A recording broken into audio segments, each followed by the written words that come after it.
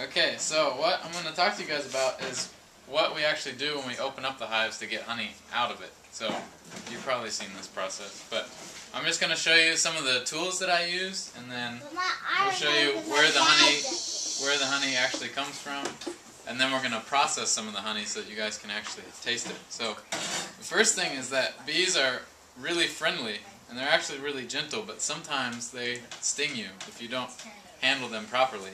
And so, or be nice to them. So I have this suit that I use, and it zips up, and that way I can work in the hives without getting stung, which is important. The thing you do is you take off the cover, and you have to use this little hive tool. And bees make this really sticky substance to seal up the hive, so they put it all around the corner of this box here. And this is what you guys saw stacked up there. And so they coat this box with this really sticky substance, and that way it secures the hive. And so what you have to do is you take this little tool and you prop it open, and you pull them off of each other, and then and the boxes don't have bottoms. And the boxes don't have bottoms. And then you pull out these little frames.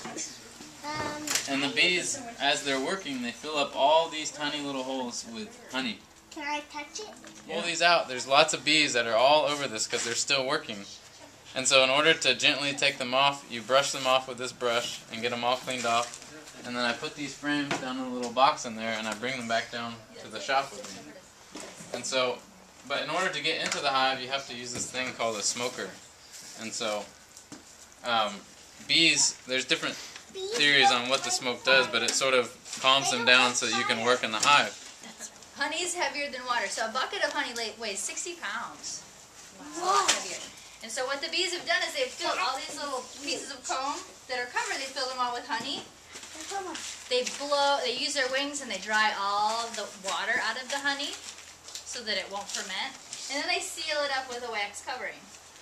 So these are all capped. So we're cutting off the cappings, is what they call this, so that we can extract the honey out of the hole. Okay, so I'm going to show you how to do it first, and then I'll let you have a couple turns, okay? Okay.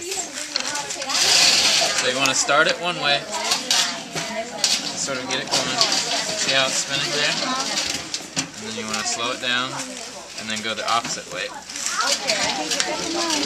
Because if you put too much pressure on one side, it'll actually explode in the middle, and the frames will just fall apart because they're going so fast.